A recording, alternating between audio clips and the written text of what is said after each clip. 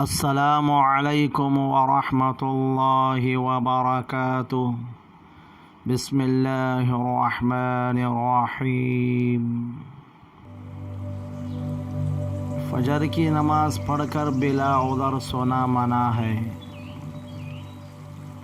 حضرت نبی کریم صلی اللہ علیہ وسلم نے اپنی بیٹی کی تربیت فرماتے رہتے تھے۔ حضرت فاطمہ رضی اللہ تعالی عنہ فرماتی ہیں کہ ایک روز صبح کو میں سوئی ہوئی تھی،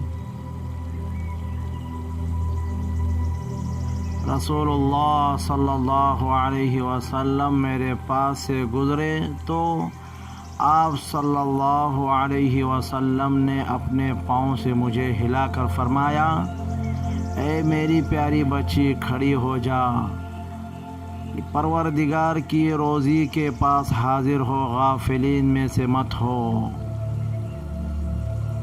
اللہ تعالیٰ صبح صادق اور آفتاب نکلنے کے درمیان لوگوں کی روزیاں تقسیم کرتا ہے۔